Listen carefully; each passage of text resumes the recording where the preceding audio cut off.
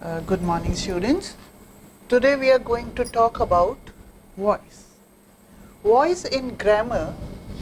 Let us first see what voice is. In grammar, voice is a form of verb. And this form of verb tells us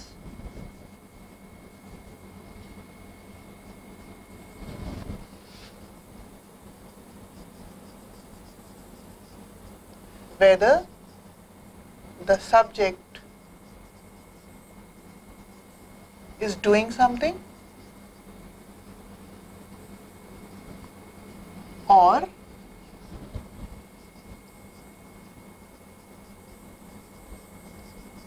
something is done to the subject.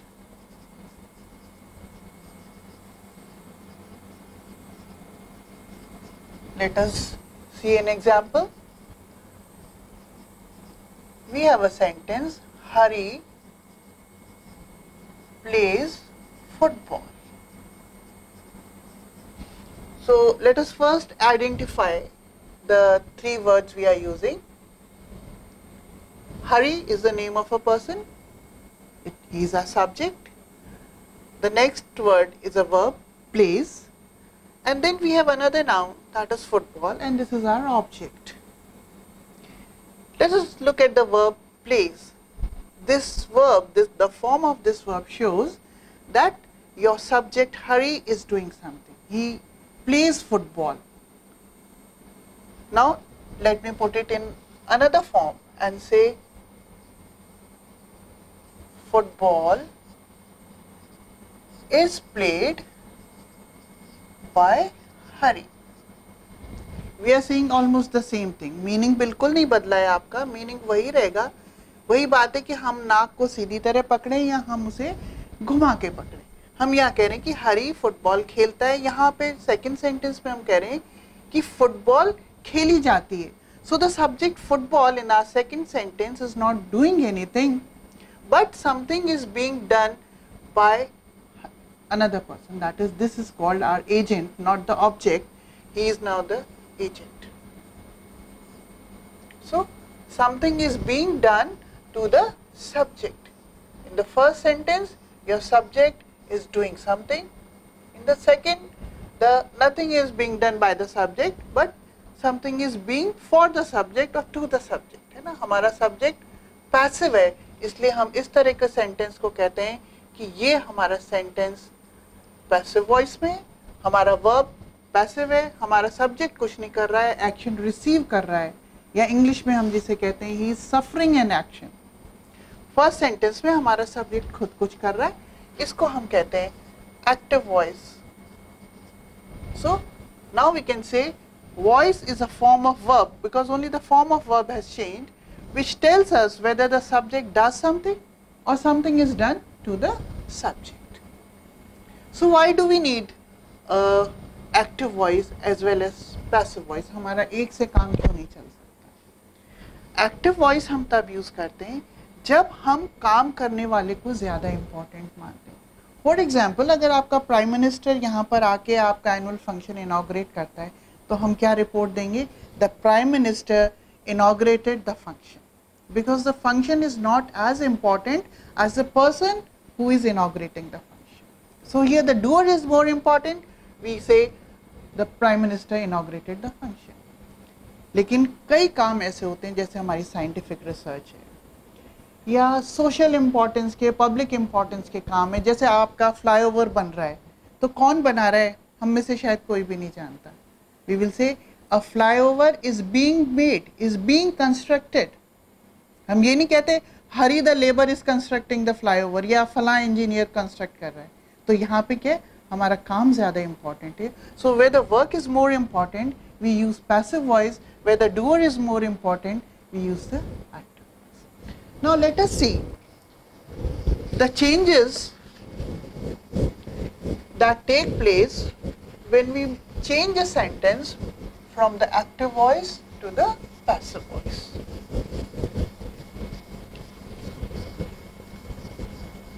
है ना, क्योंकि change तो हुआ है.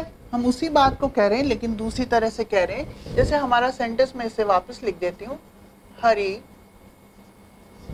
Pledge football, and then I write in the passive voice, football is played by Hari. In the first sentence I say this is the subject, this is the verb and this is the object. अब मैंने क्या किया, सबसे पहले मैंने काम ये किया कि जो मेरा ऑब्जेक्ट था उसको मैंने नए सेंटेंस में, यानी कि पैसिव वॉइस का जो सेंटेंस है उसमें हमारा ऑब्जेक्ट एक्टिव वॉइस वाला बन जाएगा हमारा नया सब्जेक्ट। फिर द फर्स्ट चेंज क्या है, the object becomes the new subject.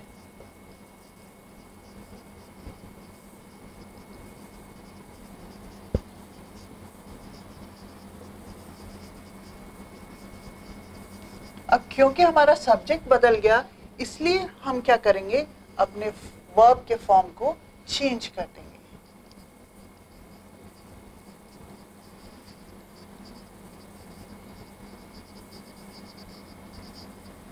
And when we change this, we should keep in mind that our subject has also changed. तो हमारा जो verb हम यूज करेंगे वो नए सब्जेक्ट के हिसाब से होगा।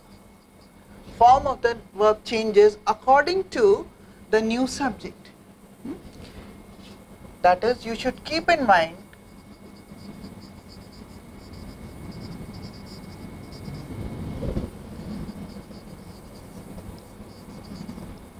the number, यानी कि सब्जेक्ट आपका सिंगुलर है या plural, and the person, first person है, सेकंड पर्सन है या थर्ड पर्सन। लेकिन एक चीज़ हम ध्यान में रखेंगे, हमारे सेंटेंस का एक्टिव वॉइस में जो सेंटेंस है उसका टेंस चेंज नहीं होगा।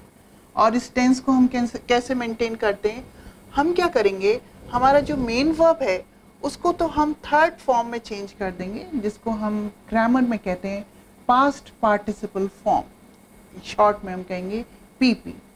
और जिस टेंस में हमारा एक्टिव वॉइस का सेंटेंस है उस टेंस में हम अपने हेल्पिंग वर्ब को यूज करेंगे।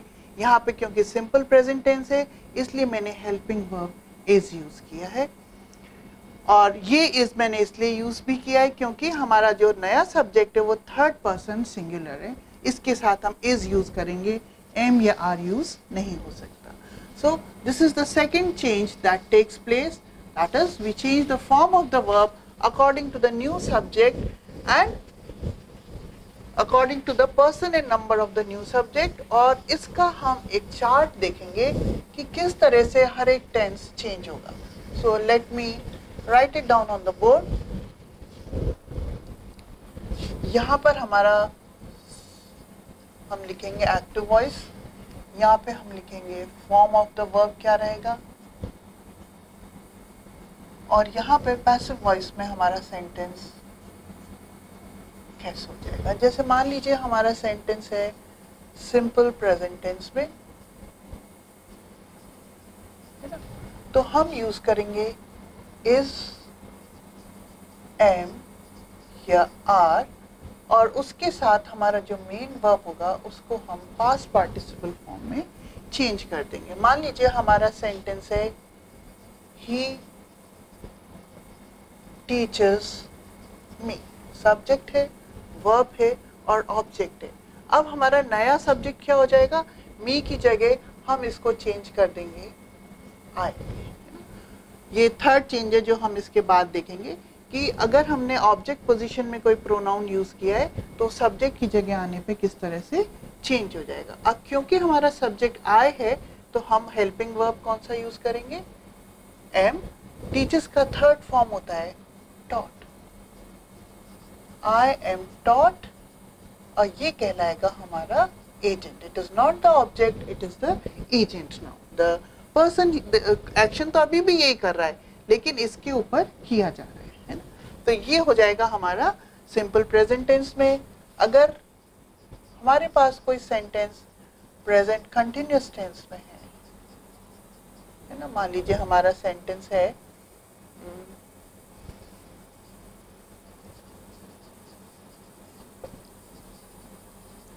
Suppose this is your sentence, he is eating an apple, तो हम क्या करेंगे,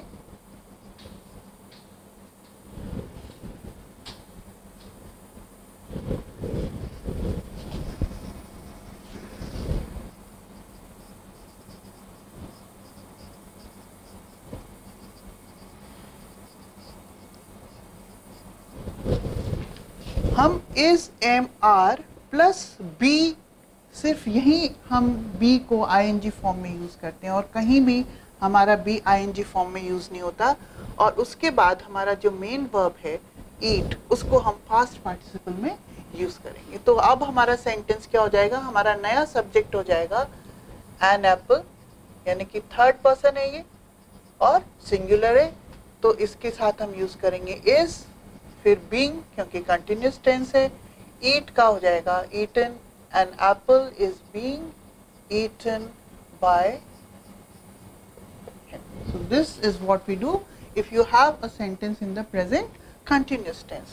Then we can also have a sentence in present perfect tense, है ना। जैसे हमारा सेंटेंस हो जाता है I have finished the work, है ना। प्रेजेंट परफेक्ट है हैव प्लस फिनिश्ड। अब हम यहाँ पे क्या करेंगे, हैव या हैज यूज करेंगे, बी को हम इसके साथ हम बी वर्ब को यूज करेंगे, तो ये हो जाएगा थर्ड फॉर्म में क्योंकि परफेक्ट टेंस है, और मेन वर्ब को भी हम पास्ट पार्टिसिपल फॉर्म में यूज करेंगे। तो हमारा सेंटेंस अब हो जाएगा, नया सब्जेक्ट हो जाएगा द वर्क, थर्ड पर्सन है, सिंगुलर है, इसके साथ हम हैज यूज करेंगे, हैज बीन फिनिश्ड, तो हम एज इट इज यूज कर लेंगे, has been finished by, I का हो जाएगा। So this is what you do with your present tense, present continuous tense and present perfect tense. Present perfect continuous बहुत rarely use होता है, we never hardly ever use है, तो हम उसको टच नहीं करेंगे। अब जिस तरह से हमने प्रेजेंट टेंस को चेंज किया है, उसी तरह से हम अपने पास्ट टेंस को भी चेंज कर सकते हैं। पास्ट टेंस में भी हमारे पास तीनों एस्पेक्ट्स होंगे। सिंपल पास्ट टेंस,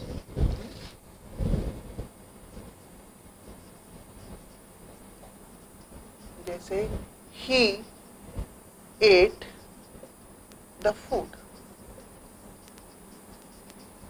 अब क्योंकि पास्ट टेंस है तो इज एम आर की जगह हमारे पास क्या हो जाएगा, वॉज या वर, और हमारा मेन वर्ब उसी तरह से पास्ट पार्टिसिपल में कन्वर्ट हो जाएगा। तो यहाँ पे अब हमारा नया सब्जेक्ट क्या हो जाएगा, द फूड, फिर वही थर्ड पर्सन है, सिंगुलर है, तो हम यूज करेंगे वॉज, और एट की जगह हो जाएगा the food was eaten by him. Sentence हमारा पास्ट कंटिन्यूअस में भी हो सकता है।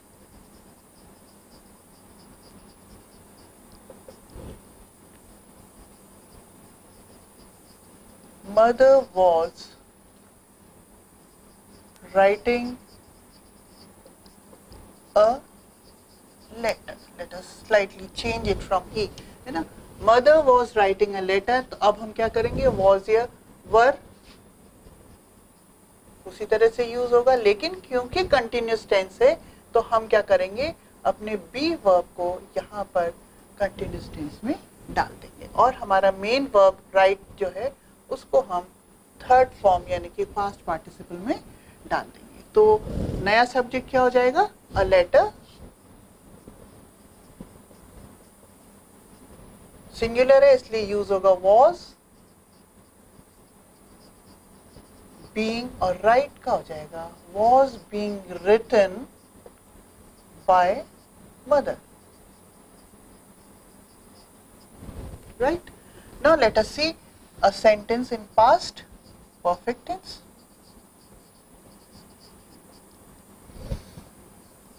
He चलो सब्जेक्ट बदल देते हैं,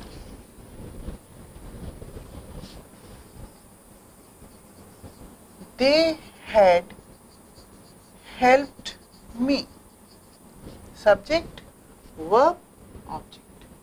Past perfect tense में हम क्या करेंगे, हमारे पास ज़्यादा हमें सोचने की ज़रूरत नहीं है, हम सबके साथ had यूज़ कर सकते हैं, all the persons and all the numbers. फिर बी को हम थर्ड पर्सन में, थर्ड फॉर्म में डाल देंगे और हमारा मेन वर्ब भी यानी कि हेल्प भी थर्ड फॉर्म में यूज होगा. अब हमारा सब्जेक्ट हो जाएगा मी. I had been helped by. दे का क्या हो जाएगा, तो ये हो गया हमारा past tense. Past perfect continuous tense को भी हम एक्टिव वॉइस से पैसिव वॉइस में बहुत रेयरली कन्वर्ट करते हैं. We hardly ever use it. इसके बाद हमारा जो थर्ड टेंस हम यूज करते हैं that is your future tense.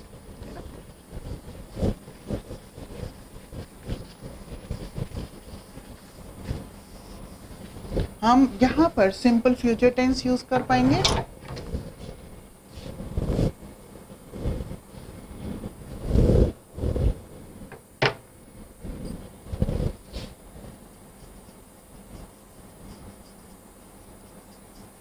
यानी कि विल या शैल.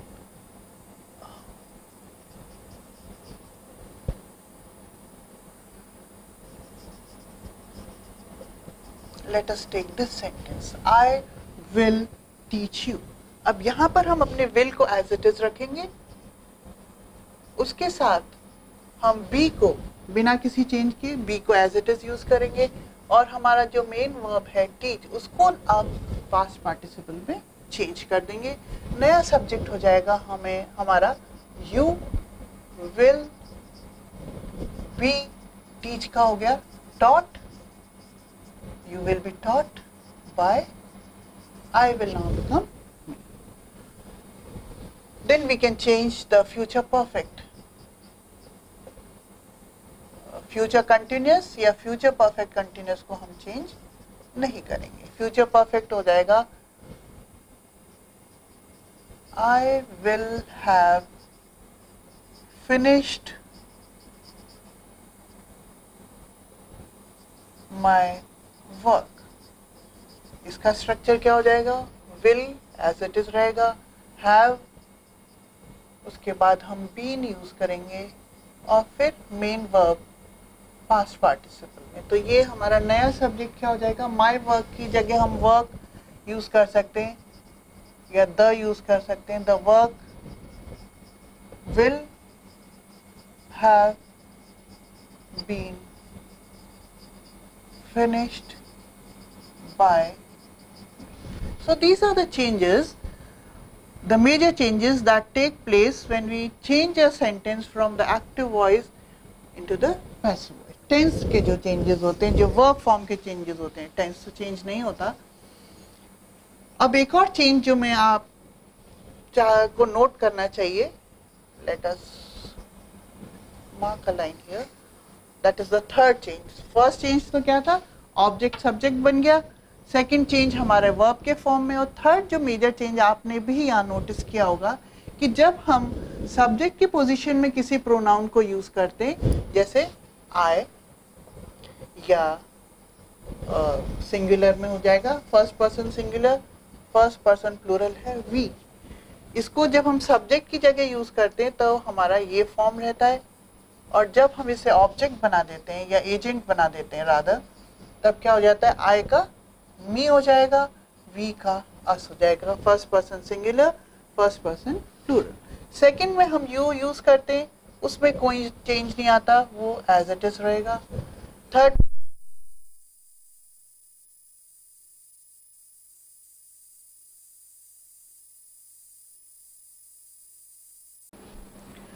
थर्ड पर्सन में हम सब्जेक्ट की जगह ही यूज करते हैं, शी यूज करते हैं और इट यूज करते हैं. सिंगुलर है अगर हमारा सब्जेक्ट, और अगर प्लूरल है तो हम यूज करते हैं दे.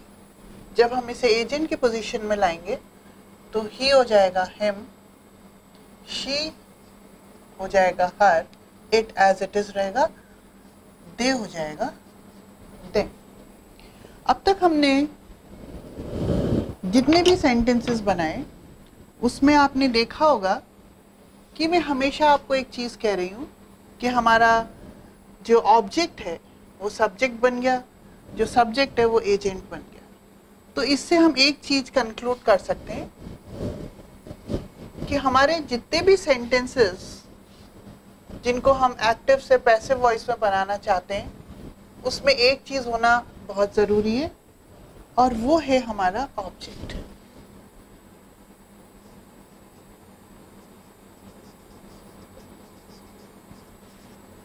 यानी कि हम अपने किसी सेंटेंस को एक्टिव वॉइस से पैसिव वॉइस में तभी हम चेंज कर सकते हैं, can be change from active voice to passive voice only if it has an object। यानी कि अगर इस तरह का कोई सेंटेंस है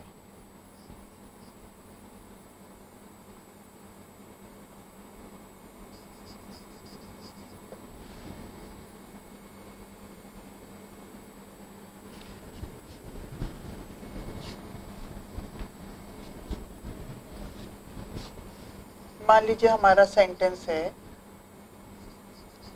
some birds fly very high। यहाँ पे हमारे पास सब्जेक्ट है, हमारा सब्जेक्ट है some birds, हमारे पास वर्ब भी है fly, लेकिन हम इसमें देखते हैं कि हमारे पास कोई ऑब्जेक्ट नहीं है। जब तक हमारे पास ऑब्जेक्ट नहीं है हमारा जो वर्ब है वो कैसा है, हमारा ये वर्ब यहाँ पे एक इंट्रांजिटिव वर्ब है। यानी कि ये जो एक्शन एक्सप्रेस कर रहा है वो इस करने वाले तक सीमित है, ट्रांसफर ऑफ एक्शन नहीं है, इसलिए हम इसको एक्टिव वॉइस से, ये एक्टिव वॉइस का सेंटेंस है, हम इसको पैसिव वॉइस में चेंज नहीं कर सकते, हमारे पास कोई ऑब्जेक्ट नहीं है। तो अगर क्वेश्चन पेपर में आपके पास कोई, आपके सामने कोई ऐसा सेंटेंस आ जाए जिसमें ऑब्जेक्ट नहीं है, तो सबसे पहला काम हमें क्या करना है, हमें अपना सब्जेक्ट आइडेंटिफाई करना चाहिए, है ना। सेंटेंस में हमारा सब्जेक्ट कहाँ है, हमारा वर्ब कहाँ है और हमारा ऑब्जेक्ट कहाँ है। This is the first thing you should do. अगर हमारे सामने कोई ऐसा सेंटेंस है जिसमें ऑब्जेक्ट नहीं है, मान लीजिए मेरे पास इतना ही सेंटेंस होता, ही ईट्स वेरी फास्ट, है ना, he eats morning night and day, सुबह शाम रात वो खाता ही रहता है। तो हम, क्योंकि उसमें ऑब्जेक्ट नहीं, क्या खाता है, ऑब्जेक्ट हमेशा आंसर करेगा व्हाट को। इसको आंसर करने वाला वर्ड आपके सेंटेंस में नहीं है, we can not change it from the active voice into the passive voice. So इस बात को आप बिल्कुल हमेशा ध्यान रखिए। अब हम नेक्स्ट स्टेप देखते हैं।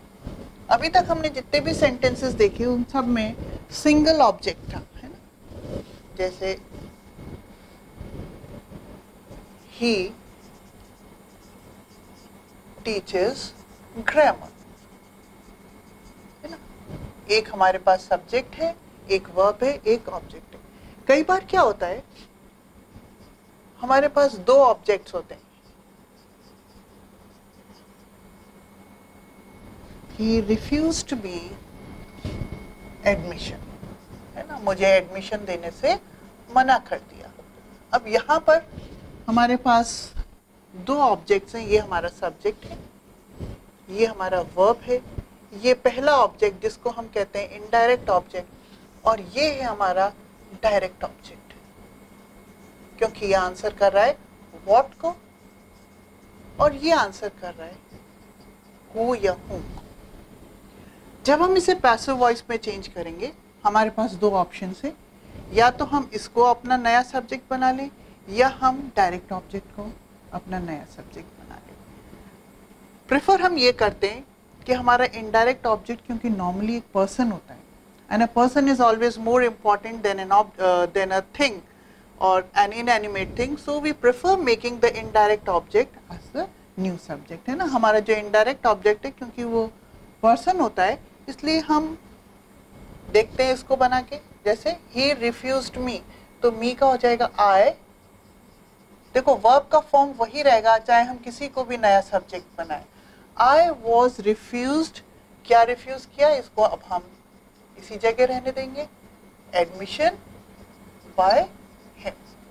ये तो एक तरीका, यानी कि हमने क्या किया, इनडायरेक्ट ऑब्जेक्ट को अपना नया सब्जेक्ट बना दिया। दूसरा तरीका ये कि हम डायरेक्ट ऑब्जेक्ट को बना दें नया सब्जेक्ट, तो ये हो जाएगा हमारा नया सब्जेक्ट was refused। देखो वर्ब का फॉर्म वही है चाहे हम किसी को भी नया सब्जेक्ट बनाएं, क्योंकि दोनों थर्ड पर्सन सिंगुलर, सॉरी ये फर्स्ट पर्सन सिंगुलर है, ये थर्ड पर्सन है। Admission was refused him, sorry refused to me, मुझे मना किया, refused to me by him। तो ये हमारे पास ऑप्शन है कि हम इनडायरेक्ट ऑब्जेक्ट को नया सब्जेक्ट बना लें या डायरेक्ट ऑब्जेक्ट को नया सब्जेक्ट बना लें। हमने अब तक सिर्फ सेंटेंसेस देखे, यानी कि स्टेटमेंट्स देखे, वो भी एफर्मेटिव, एक भी नेगेटिव नहीं देखा है। तो पहले हम देखें कि अगर हमारे पास कोई नेगेटिव है सेंटेंस, जैसे मान लीजिए हमारे पास सेंटेंस है I do not like T. Do not यानी कि नेगेटिव है प्रेजेंट टेंस में। अब जब हम इसे चेंज करेंगे तरीका वही रहेगा, हमें सिर्फ ये देखना है कि अब हमारा नेगेटिव, जैसे कि यहाँ पर मैंने क्या किया है, हेल्पिंग वर्ब और मेन वर्ब के बीच में नेगेटिव यूज किया। जब हम पैसिव में चेंज करेंगे तब यही होगा, टी को हम नया सब्जेक्ट बना देंगे, डू को हम प्रेजेंट टेंस है, इज नॉट लाइक्ड बाय, हमारा वर्ब का फॉर्म वही है, इज लाइक, नेगेटिव है तो हमारा नेगेटिव इसके बीच में आ जाएगा। इस तरह से हम नेगेटिव सेंटेंसेस को चेंज करते जाएंगे। प्रेजेंट टेंस है तो प्रेजेंट टेंस के हिसाब से helping verb is am are use हो जाएगा, कंटिन्यूस है तो हम बीइंग लगा देंगे और परफेक्ट टेंस है तो बीन लगा देंगे। अब हम देखते हैं हमारे पास अगर क्वेश्चंस हैं, क्योंकि क्वेश्चंस का और स्टेटमेंट्स का स्ट्रक्चर अलग होता है। दो तरह के क्वेश्चंस होते हैं हमारे, एक होते हैं जिनको हम कहते हैं येस एंड नो क्वेश्चंस, यानी कि अगर हम उस क्वेश्चन को पूछते हैं तो हम येस या नो में आंसर कर सकते हैं। यह क्वेश्चन शुरू हो सकते हैं डू से, डज से या डिड से, या हैव और हैज से। तो मान लीजिए हमारा क्वेश्चन है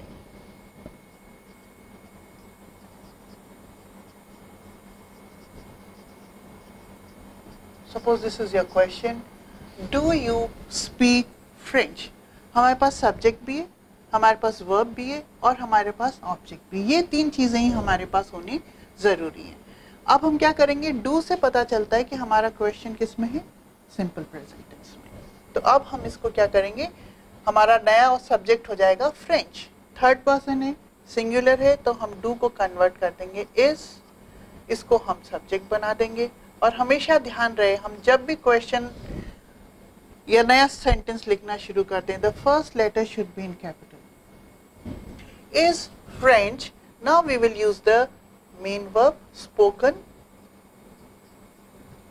by you, and do not forget to put the question mark, because when we change this question from active voice into the passive voice, we are not changing the form of the sentence.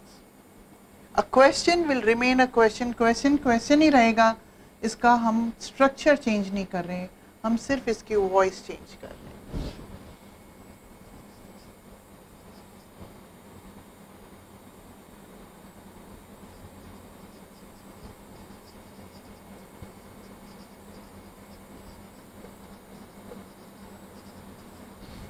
Does he pay the fees in time? समय से fees देता है कि नहीं, subject है, verb है, object है ना।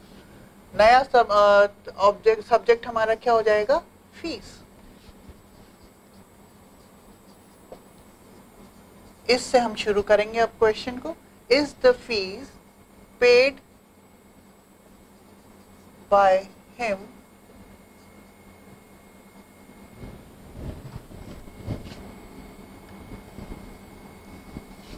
paid in time by him. So this is what you can do. Let us see a question beginning with have or has.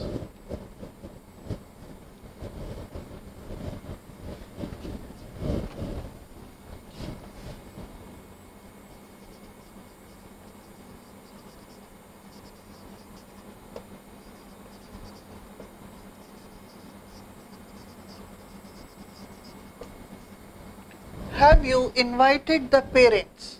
Present perfect. Have plus main verb in the third form. अब नया subject क्या हो जाएगा? The parents, third person है, plural है, तो हम have he use करेंगे. Have, ये आ जाएगा हमारा subject. Have the parents. Now we will use be in the third form. Have the parents been invited? यहाँ पे by you लगाने की जरूरत हमें नहीं. बाय यू हमेशा कंपलसरी नहीं होता. जहाँ पे ऑब्वियस है कि काम किसी के द्वारा किया गया है तो हम एजेंट को अवॉइड कर सकते हैं. क्वेश्चन हमारा हैज से भी शुरू हो सकता है. Has he posted the letters? मान लीजिए ये हमारा क्वेश्चन है, तो अब क्या हो जाएगा? थर्ड पर्सन प्लूरल है हमारे पास, तो अब हम हैव यूज करेंगे. Have the letters been posted? We can say by him.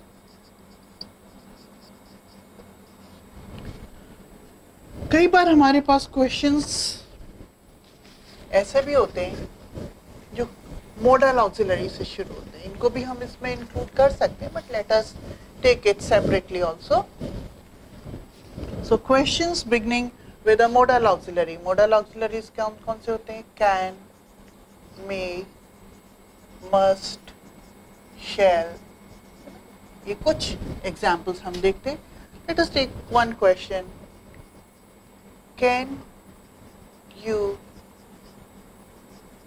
type this letter today? हम थोड़ा सा एक्सपेंड कर लें अपने एग्जाम्पल्स में सेंटेंस को. तो यहाँ पे हम सबसे पहले काम हमें जो करना चाहिए वो ये कि हम अपना सब्जेक्ट, अपना वर्ब और अपना ऑब्जेक्ट आइडेंटिफाई कर लें. बाकी की चीज़ों को हम अपने हिसाब से एडजस्ट करेंगे. कैन से शुरू होने वाला क्वेश्चन कैन से ही रहेगा. कैन, नया सब्जेक्ट क्या हो जाएगा? This letter. इसको दैट मत करिएगा गलती से भी. कैन दिस लेटर, टाइप का क्या हो जाएगा? Be typed. Can this letter be typed by you? Today को हम end में ही रख सकते हैं. Can you type this letter? Can this letter be typed by you? May I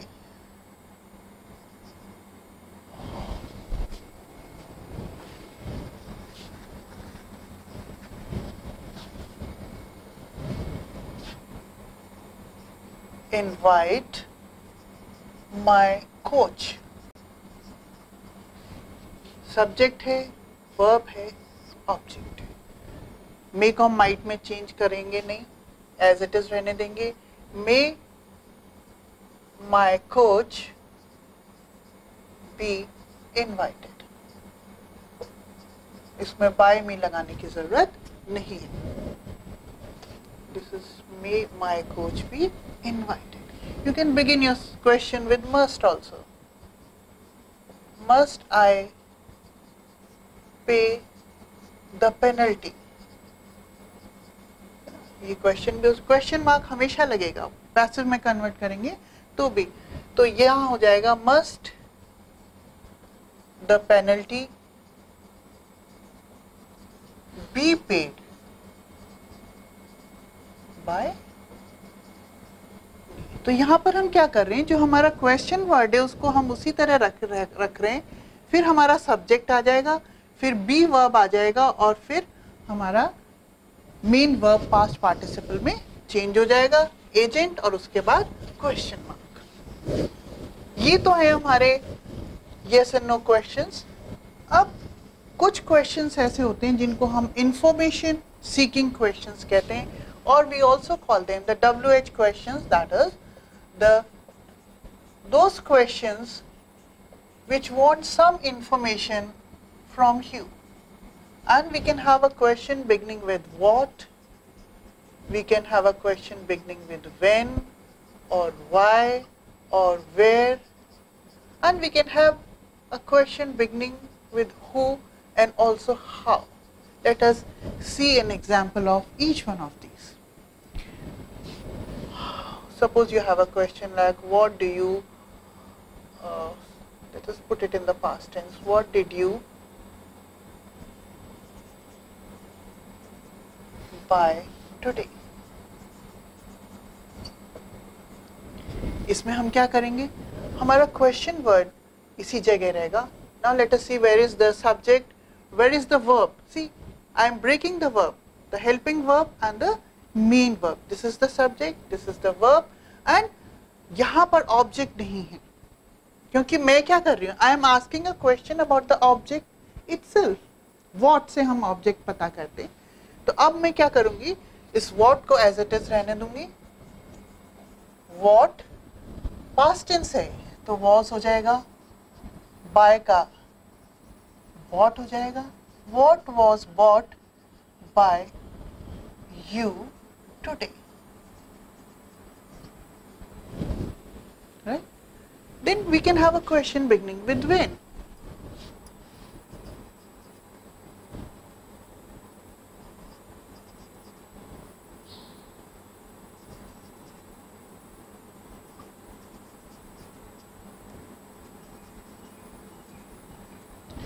When do you do your work? यहाँ पे दो बार do use हो रहा है. इस do का मतलब है कब करते हो. When do you do your work? When do you, let us say, let us change it slightly.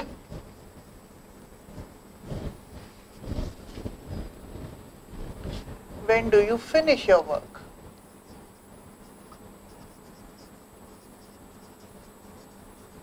तो हम when को as it is रहने देंगे.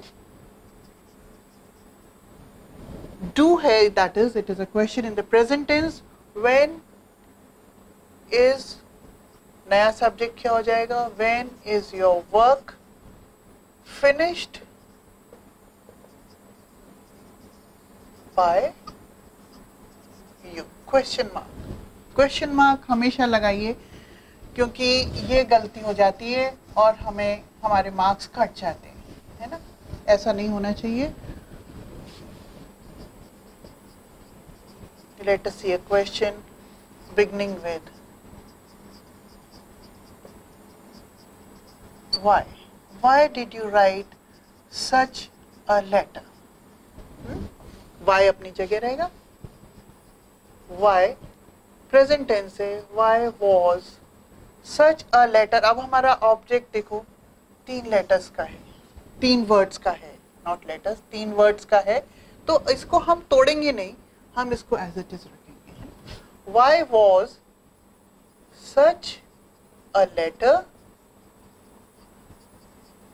write का written हो जाएगा, by question mark.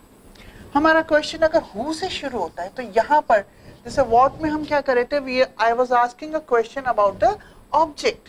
यहाँ पे भी object नहीं आया, यहाँ पर हम किसके बारे में क्वेश्चन पूछ रहे हैं, about the doer of the action, who did it, है ना. मान लीजिए ये क्वेश्चन हम ले लेते हैं, हु डिड इट. सब्जेक्ट के बारे में क्वेश्चन पूछ रहे हैं यहाँ पे, ऑब्जेक्ट के बारे में नहीं. वर्ब है और हमारा ऑब्जेक्ट है. इसको हम दो तरह से चेंज कर सकते हैं. बाय को हम शुरू में लिया है, एजेंट के बारे में पूछ रहे हैं. बाय होम वॉज, बस पास्ट टेंस इसलिए वॉज हो जाएगा, was.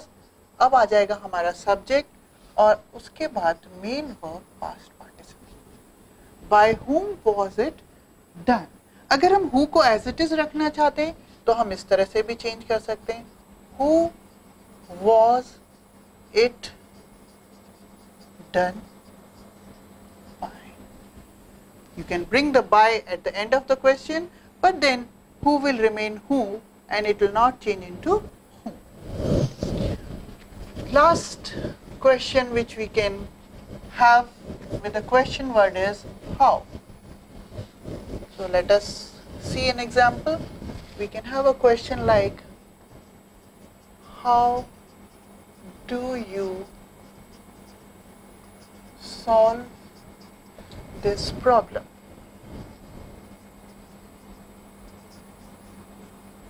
We will keep how where it is simple present है, how is, this will now become the subject, how is this problem solved? Question. So this is what you do with your questions.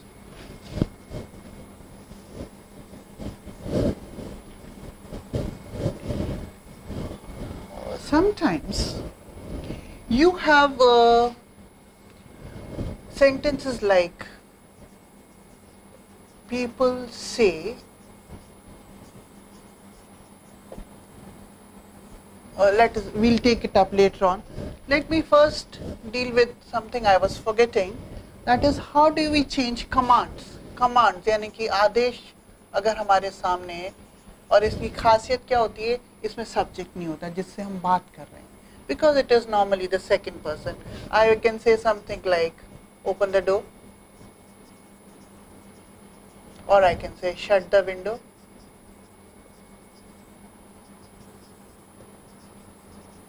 Switch off the lights.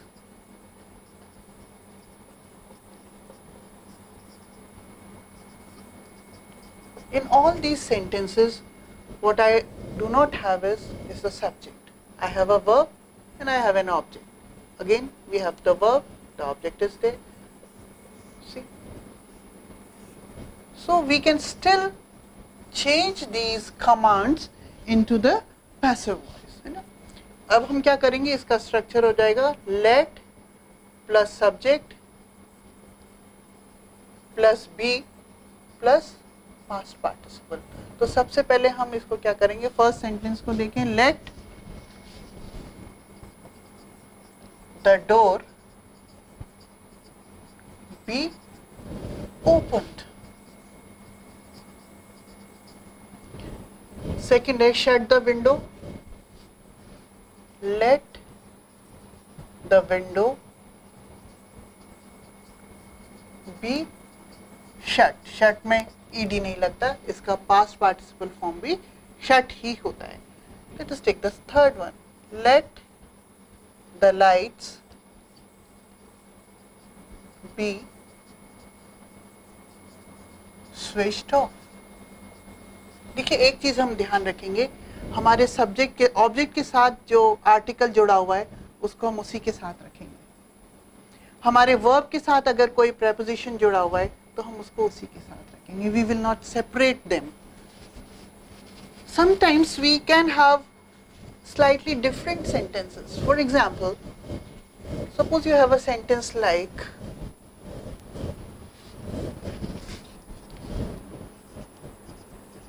keep off the grass. How do we change this into the passive voice? We can change it in this way. You are requested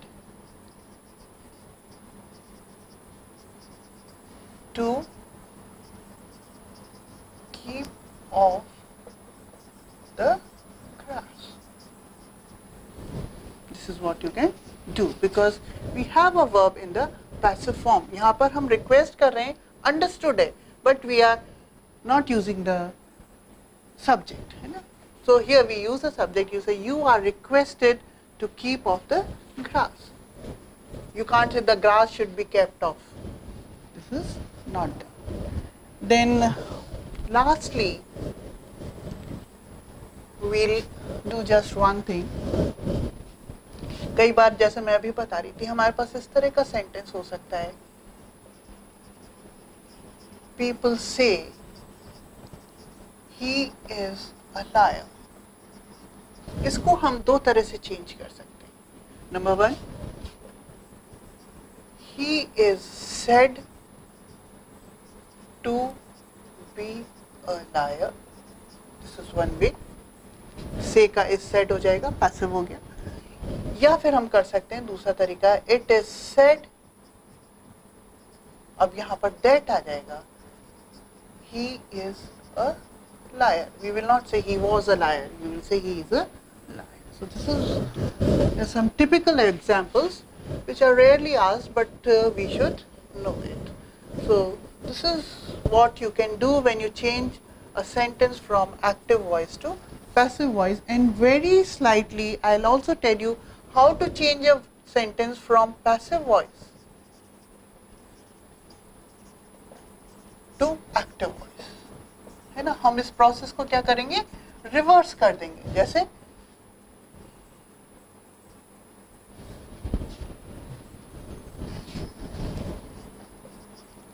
हमारे पास passive voice में sentence है, the work was finished by him.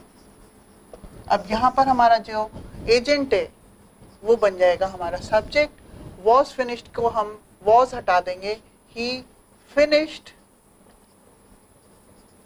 The work.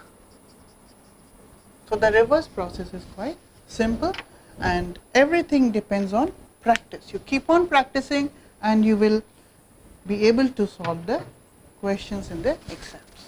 Thank you.